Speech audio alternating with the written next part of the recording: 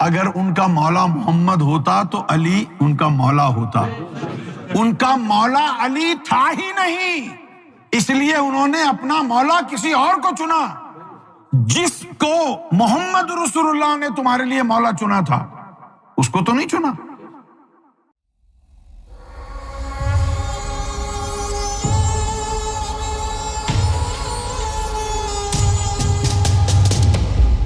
ایک موقع پہ سرکار کی بارگاہ میں کوئی عرض کر رہا تھا، کچھ اس قسم کے لوگ تھے جو مشن وغیرہ کا بھی کام میں تھے اور علماء بھی ان کے ساتھ، کہ بھئی آپ ایسی ایسی باتیں بیان کر رہے ہیں جبکہ کسی نے کی نہیں.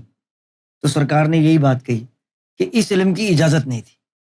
تو فرمایا کہ حضور پاک کے پاس کم علم تھا، تو انہوں نے تو اس کو چھیڑا ہی نہیں، تم غوث پاک کی بات کرو. تو فرمایا کہ جتنا حکم ہوا تھا اتنی ہی بات حضور نے کی، باقی سب سینے میں مدفون ہو گئی مولا علی کے. پھر فرمایا کہ غوث پاک کا آئے تو پھر اجازت ہوئی تھوڑی سی علم کی کہ اس کو کھولو. جتنی ان سے ہمت ہوئی انہوں نے کھولا. ایک تو پھر سرکار نے یہاں دلیل دی ابراہیم بن ادم کے واقعے کی کہ ان کو اللہ کی طرف سے 3 راز ملے، انہوں نے بڑی ہمت کی، اللہ کی طرف سے حکم تھا کہ اس کو عام کرنا ہے، لیکن ایک بات بتائی تو سب دشمن ہو گئے، انہوں نے ساری باتیں چھپا لی. تو پھر سرکار نے فرمایا کہ غوث پاک کو بھی حکم تھا کچھ باتیں کرنے کا، لیکن ان کی ہمت نہیں ہوئی، انہوں نے صرف 1-2 جملے کہے تو فتوے لگ گئے اور انہوں نے اپنے خاص لوگوں تک وہ باتیں محدود کر لی. وہ اجازت بھی اس لیے ملی نا ان کو تھوڑے بہت کھولنے کی بھی، جی سرکار، کہ دین مردہ ہو چکا تھا. خاص علم کھولنے تاکہ لوگوں کے سینوں میں دوبارہ نور آئے، تو امت جو ہے نا دوبارہ زندہ ہو، اس لیے وہ راز کھولنا پڑے. اچھا، تو جب بھی کسی نے کوئی راز کھولا ہے اچھا، تو اللہ نے اجازت اس لیے دی کہ امت کا بیڑا غرق ہو چکا ہے. اب یہ خاص علم کے ذریعے ان نفس پرست دنیا دار لوگوں کے دلوں میں جب تک نور نہیں ڈالیں گے مومن نہیں بنیں گے.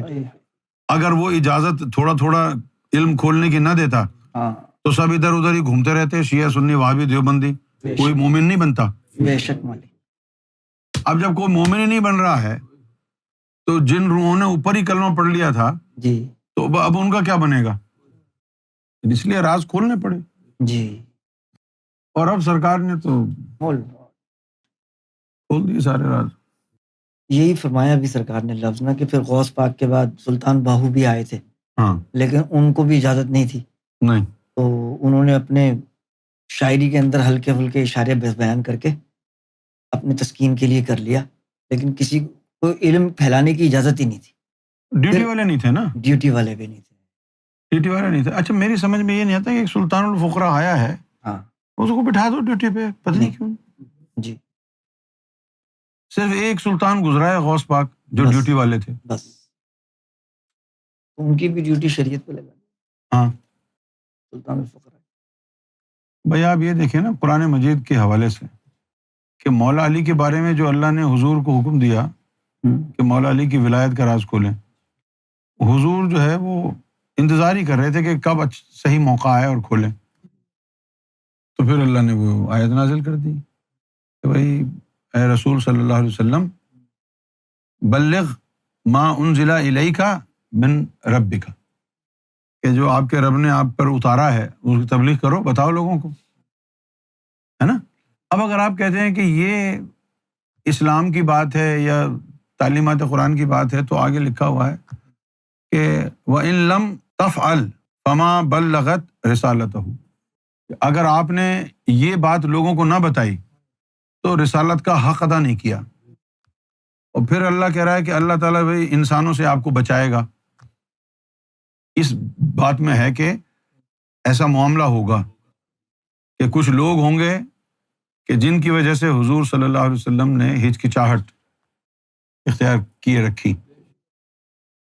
یہاں کے حجت الوداع کے موقع پر بھی نہیں بیان کیا، اس کے بعد حجت الوداع کے بعد جب واپس مدینہ جا رہے ہیں، یہ میرا خیال ہے کہ یہ واقعہ اللہ نے کروایا. اب ہم تو گاڑی میں بیٹھ کے چلے جاتے ہیں نا آج کے دور میں، آج کے دور میں بھی جدہ سے اگر جائیں مدینہ تو 4 گھنٹے لگ جاتے ہیں، اور اگر مکہ سے جائیں تو 5 گھنٹے لگ جاتے ہیں، ہے نا. تو اس وقت تو پیدل جاتے تھے، گھوڑوں پر، گدھوں پر، اونٹ پر بیٹھ کے جاتے تھے. تو جب واپس جا رہے تھے حجت الوداع کے بعد، جب نبی پاک صلی اللہ علیہ وسلم واپس جا رہے تھے مدینہ، تو ایک مقام آتا ہے غدیر خم، وہاں آپ صلی اللہ علیہ وسلم، اس کی کوئی خصوصیت نہیں تھی اس مقام کی، وہاں آپ صلی اللہ علیہ وسلم نے کہا یہاں پڑاؤ ڈالیں گے، رات آرام کریں گے، دوبارہ کل صبح روانہ ہوں گے، تو وہاں پڑاؤ ڈالا۔ تو وہاں کچھ صحابیوں میں آپس میں لڑائی جھگڑا ہو گیا، اور ان میں سے ایک گروہ ایسا تھا جو مولا علی کو برا بھلا کہنے لگا۔ تو جب حضور نے یہ دیکھا کہ یار یہ تو علی کے بارے میں اس طرح کی بیہودہ زبان استعمال کر رہے ہیں، ان کا تو ایمان چلا جائے گا، تو ان حالات کو مد نظر رکھتے ہوئے حضور نے علی کو بلایا۔ وہاں لڑائی جھگڑا ہو رہا ہے، گالی گلوچ۔ اچھا، آپ کے تصور میں تو نہیں ہے صحابہ کرام ایسا کریں گے، لیکن پتہ نہیں کیسے صحابہ کرام تھے، محمد رسول اللہ کی موجودگی میں تلواریں نکال لیتے تھے، گالی گلوچ بھی کر لیتے تھے۔ میں تو نہیں سمجھتا، سرکار کرم فرمائے میرے حال پر، اگر غلط بیانی ہو تو معاف فرمائے، لیکن میں نہیں سمجھتا جو ہم نے سرکار کی بارگاہ میں وقت گزارا ہے، میں بالکل اس کا متحمل نہیں ہو سکتا اس سوچ کا کہ سرکار کے سامنے کسی کی ہمت ہو جائے، تلوار نکالنا تو دور کی بات ہے، اونچی آواز میں کوئی سرکار کی موجودگی میں بولنے کا متحمل ہو، میں اس کو مانتا ہی نہیں۔ ایسا روب اور دبدبا، لیکن وہ پتہ نہیں کیسے لوگ تھے، وہ جو جیسس کے ساتھ ان کے ڈسائپل لگے تھے وہ بھی ایسے ہی تھے، کوئی ادب ودب نہیں تھا اتنا۔ ابھی کوئی ایک واقعہ تو ہے نہیں جو حضور صلی اللہ علیہ وسلم نے، جب وہ حدیث قرطاس والی جو بات ہے کہ قلم اور دوات لے آؤ میں نصیحت کر دوں، اس وقت بھی تلواریں نکل آئی تھیں۔ اب لکھنے والے تو صرف تلواروں نکالنے کا کہتے ہیں، یہ جو گالی گلوچ کرتے تھے اس کے اوپر تو پردہ ڈالا انہوں نے، لیکن یہ جو غدیر خم کے مقام پہ ہوا، یہ گالی گلوچ کر رہے تھے، حضور کو ناگوار گزرا، آپ نے علی کو بلایا، ہاتھ اٹھا کے کہا من کنت مولاہ فہذا علی مولاہ، یہ کہا کہ تم علی کو گالی دے رہے ہو۔ اب مجھے بتاؤ، ذرا غور کرو، اگر حدیث شریف میں یہ الفاظ آئے من سب علی فقد سبنی، کہ جس نے علی کو گالی دی اس نے مجھے دی، تو کیا وہ ہمارے لیے اتار کے گئے حدیث یہ دیں گے گالی، یا اس حدیث کا یہ مطلب ہوا کہ اس دور میں کوئی گالی دیتا ہوگا، اس دور میں کوئی گالی دیتا ہوگا تبھی تو حضور یہ فرمائے من سب علی، جس نے علی کو گالی دی فقط سبنی، اس نے مجھ محمد کو گالی دی۔ گالی گلوچ ہو رہا تو آپ نے ہاتھ کھڑا کر کے کہا کہ بھائی جس کا میں مولا ہوں علی بھی اس کا مولا، بس یہ کہنا تھا۔ ہاں، ایسی ویسی مولا کے اس فرمان کے بعد انہوں نے تہیہ کر لیا، دیکھ لیں گے دونوں مولاؤں کو، تو دیکھ لیا انہوں نے۔ صرف علی کے دشمن کہاں تھے، زیادہ تر مسلمان تو ایسے تھے، محمد رسول اللہ سے نفرت کرتے تھے، وہ کہتے تھے ہاں ٹھیک ہے جو اللہ کا کلام اترا ہے ہم اس پر ایمان لاتے ہیں، لیکن بار بار مسجد نبوی کیوں جانا پڑے، قرآن اتر گیا ہے، نماز اتر گئی ہے، ہم اپنی مسجد بنا لیتے ہیں، بار بار ان کے سامنے ہم کو ادب کرنا پڑتا ہے۔ علی سے بغض اور دشمنی اسی نے کی جو محمد رسول اللہ سے بغض رکھتا تھا۔ علی کا دشمن محمد رسول اللہ کا دشمن، سرکار گوہر شاہی کا دشمن۔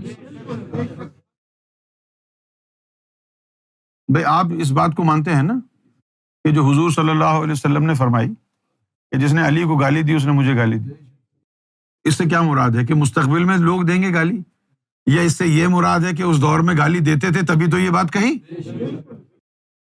معلوم یہ ہوا کہ حضور کو معلوم تھا کہ لوگ علی کو گالی دیتے ہیں۔ آپ کیا سمجھتے ہیں یہ بات جان کے کہ لوگ علی کو گالی دیتے ہیں حضور کو خوشی ہوئی ہوگی؟ دل ٹوٹا ہوا ہوگا نا۔ اب اللہ یہ کہہ رہا ہے کہ علی کی ولایت کا راز بیان کرو، اور حضور کو پتا ہے کہ لوگ علی کو گالی دیتے ہیں، اس لیے ہچکچاہٹ رہی۔ اب حضور تو ایک ایسی یعنی سچویشن میں سرکار معاف فرمائے مبتلا تھے، ایک طرف جو ہے مسلمانوں کا شیرازہ بکھرنے کی یعنی اس کا خدشہ تھا، آ گئے نا سامنے، جیسے ہی کہا ایگزیکٹلی وہ ہوا جو ہمارے اس دور میں ہوا، جب ہم نے عالم غیب کے راز بتائے، پاکستان میں لوگوں نے کہا جی ہمارے سامنے تو نہیں بتائے، تو ہم تو اس سے بری الذمہ۔ یہی چیز انہوں نے کہی جو مکے میں تھے نا صحابی، جب ان کو اکا دکا جو لوگ یہاں سے ان کا تعلق تھا گئے، انہوں نے بتایا کہ بھائی حضور نے یہ فرمایا غدیر خم کے موقع پر کہ بھائی جس کا میں مولا ہوں علی بھی اس کا مولا۔ انہوں نے کہا جی ہم نے تو نہیں سنا۔ صرف ایک سوال کا جواب دو، جب غدیر خم کے موقع پر محمد رسول اللہ نے فرما دیا تھا من کنت مولاہ فہذا علی مولاہ، تو یہ فرمانے کے بعد پھر لوگوں نے ابو بکر کو خلیفہ کیوں چنا؟ غدیر خم کے موقع پہ حضور نے فرما دیا من کنت مولاہ فہذا علی مولاہ، بات کلیئر ہو گئی؟ اب کیا ہونا چاہیے تھا؟ جو محمد رسول اللہ کا امتی تھا، جو اپنے والدین سے بھی زیادہ محمد رسول اللہ سے محبت اور عشق کرتا تھا، وہ تو کبھی بھی نہیں کہتا کہ علی کو فراموش کر کے ابو بکر جو کہ علی کے در کا نوکر ہے، نوکروں کو خلیفہ بنا دیا جائے۔ تو پھر یہ کون تھے جنہوں نے ابو بکر کو خلیفہ بنا کے بٹھایا؟ کون تھے یہ علماء سے بھی سوال ہے۔ جب غدیر خم کے موقع پر اللہ کے رسول نے فرما دیا کہ میں جس کا مولا ہوں علی بھی اس کا مولا ہے، تو امت کو پھر کیا کرنا چاہیے تھا کہ وہ شخص کوئی دوسرا ایسا ہے جس کے لیے حضور نے یہ کہا ہو کہ میں جس کا مولا ہوں فلاں ابن فلاں بھی اس کا مولا ہے؟ صرف ایک ذات کے لیے کہا، مولا علی کے لیے کہا کہ جس کا مولا محمد ہے علی بھی اس کا مولا ہے۔ یہ بات جاننے کے بعد وہ کون تھے جنہوں نے علی کو خلیفہ نہیں بننے دیا؟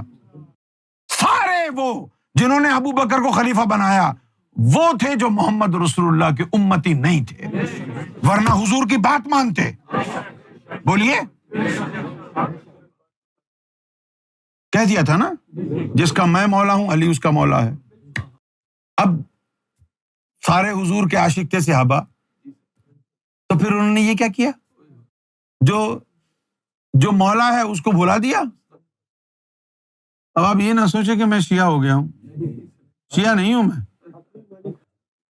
میں آپ کو حقیقت بتا رہا ہوں۔ اپنے آپ سے پوچھو نا یہ بات، اس نقطے کو اجاگر کرو نا۔ جب حجت الوداع کے بعد غدیر خم پر نبی پاک صلی اللہ علیہ وسلم نے فرما دیا کہ جس کا میں محمد مولا ہوں علی بھی اس کا مولا ہے، تو اس واقعے کے بعد جب حضور نے پردہ فرمایا ہے، اب مجھے بتائیے کتنے لوگ تھے وہاں پر جن کا مولا محمد تھا؟ اگر ان کا مولا محمد ہوتا تو علی ان کا مولا ہوتا۔ ان کا مولا علی تھا ہی نہیں، اس لیے انہوں نے اپنا مولا کسی اور کو چنا۔ جس کو محمد رسول اللہ نے تمہارے لیے مولا چنا تھا اس کو تو نہیں چنا۔ اچھا، پھر لوگ اعتراض کیا کرتے ہیں کہ بھائی ٹھیک ہے، تو حضرت علی تو چپ کر کے بیٹھے رہے، انہوں نے تو اعتراض نہیں کیا کہ ابو بکر کو کیوں بنایا۔ یہ تو ان کی شان کے خلاف ہے، کیونکہ بھوکے تو تم ہو، پیاسے تو تم ہو، شور تو تم نے مچانا تھا۔ وہ تو بادشاہ ہیں، ان سے فیض اگر تم نہیں لے رہے تو وہ شور کیوں مچائیں گے؟ وہ کہیں گے ٹھیک ہے بھاڑ میں جاؤ، وہ تو بادشاہ ہیں بھائی۔ بس یہ ایک ہی بات کافی ہے سمجھنے والوں کے لیے۔ باقی اگر کسی کے مقدر میں جہنم لکھی ہوئی ہے تو آج تو خیر لوگ یزید کو بھی اپنا مولا مان رہے ہیں۔ امیر حمزہ حضور کے چچا، جب امیر معاویہ کی جو ماں تھی ہندا، اس نے کلیجہ چبایا نکال کے امیر حمزہ کا، کیسے لوگ تھے، اتنی بے دردی سے آپ کا جسم مبارک کاٹا ہوا تھا، ہاتھ اوجڑیاں سب باہر، کلیجہ چاقو سے کاٹ کے نکال کے کھا رہی۔ اب حضور کے گھر کے لوگ جو امیر معاویہ کے رشتے دار تھے، گھریلو لوگ تھے، جیسے کہ بہن تھی، اب یہ حضور سے ضد کر رہی تھی کہ ہم نے بھائی کی لاش دیکھنی ہے۔ تو حضور صلی اللہ علیہ وسلم نے مولا علی کو کہا کہ ان سب کو روک دو، میں نہیں چاہتا کہ اس حالت میں وہ لاش دیکھیں۔ یعنی اتنی بے دردی سے مارنے کے بعد آنکھ نکال کے ادھر پھینکی، کان کاٹے ہوئے، ناک کاٹی ہوئی۔ میں یہ کہتا ہوں کہ صرف کربلا کا ذکر کیوں کرتے ہو؟ جو مظالم امیر حمزہ پر ہوئے، علی کے اوپر، محمد کی ذات پر ہوئے، اس کا ذکر کیوں نہیں ہے؟ صرف کربلا کا ذکر کیوں ہے؟ ان کا بھی ذکر کرو نا۔ یہ یزید کی دشمنی آج کی تو نہیں تھی، کربلا سے پہلے کا کربلا بپا تھا۔ یہ وہی کافرین تھے جنہوں نے نبی پاک صلی اللہ علیہ وآلہ وسلم کو ستایا۔ جیسے وہ جانور کی اجڑی سمجھتے ہو نا، حضور صلی اللہ علیہ وسلم خانہ کعبہ میں بیٹھے ہوتے تھے، پیچھے سے کسی جانور کی اجڑی لاتے اور یوں حضور کے سر کے اوپر ڈالتے تھے اور پھر گھسیٹتے۔ اتنا بغض تھا ان کو۔